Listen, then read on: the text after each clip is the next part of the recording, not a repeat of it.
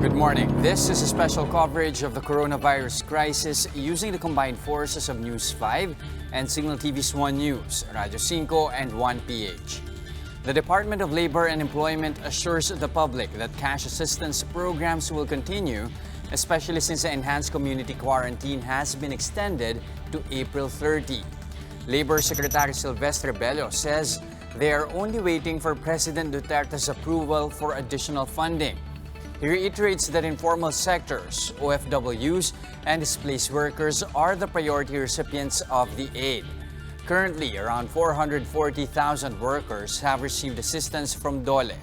In total, the department is eyeing to provide help to more than 1 million affected employees and OFWs.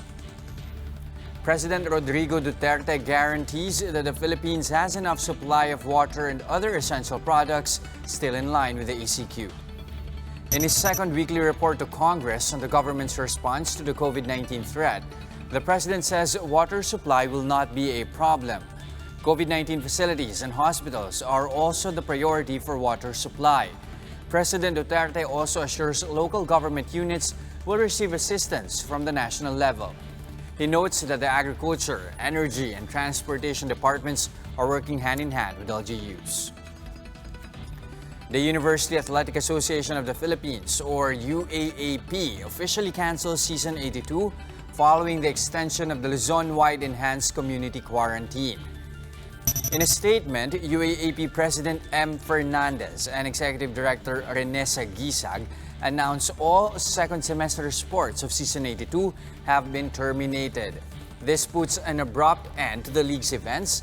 Last March 14, UAAP already canceled all of its high school events and suspended collegiate events to push for an alternative format. Among canceled events are men's and women's volleyball tournaments, women's football tournament, baseball, and softball. Meanwhile, Ecuador's healthcare system continues to struggle amid the COVID-19 pandemic. The Health Ministry of Ecuador says their hospitals can no longer accommodate COVID-19 patients. It adds that around 1,600 workers are now under quarantine, thus leaving a crippled healthcare system. The government also has to create makeshift morgues to address the spike of casualties in the country. Latest data from the Johns Hopkins COVID-19 tracker show Ecuador is behind the Philippines at the 35th spot with more than 3,700 cases and 191 deaths. However, Ecuadorian Health Ministry says the country's death toll due to the coronavirus disease is now more than 380. All eyes are on 2 people in coronavirus costumes at a market in Bolivia as authorities seek creative ways to educate the public about the pandemic.